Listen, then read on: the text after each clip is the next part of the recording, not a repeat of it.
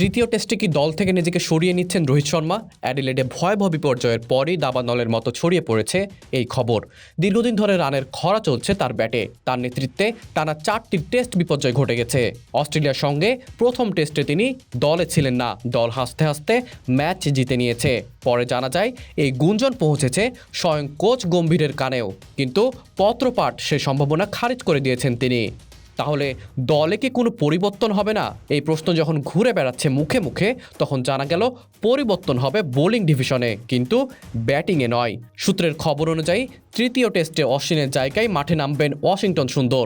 দ্বিতীয় টেস্টে অশ্বিনকে দলে নিলেও তিনি চাপ রাখতে পারেননি, ফলে আবার বসানো হবে তাকে। যদিও মোহাম্মদ সামিকে নিয়ে ধোঁয়াশা এখনও কাটেনি।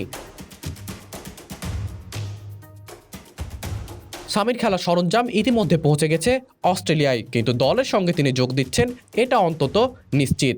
2-1 দিনের মধ্যে তার ফিট সার্টিফিকেট ইস্যু করতে চলেছে ন্যাশনাল ক্রিকেট একাডেমি। এদিকে বাংলা ক্রিকেট টিমের কোচ লক্ষ্মী রতন শুক্লা সংবাদ সংস্থা পিটিআইকে জানিয়েছে, আগামী 9 ডিসেম্বর অর্থাৎ সোমবার বাংলার হয়ে মাঠে নামবেন সামি। ওই দিন ব্যাঙ্গালোরে চণ্ডীগড়ের বিরুদ্ধে মুস্তাক আলী ট্রফির প্রি কোয়ার্টার ফাইনালে খেলবে বাংলা। লক্ষ্মী জানিয়েছে, বাংলা দল কোয়ার্টার ফাইনালে উঠলে সামিকে দলে পাওয়া এখন অনিশ্চিত, কারণ এরপর যে কোনো মুহূর্তে হয়তো অস্ট্রেলিয়ার বিমান ধরতে হবে তাকে।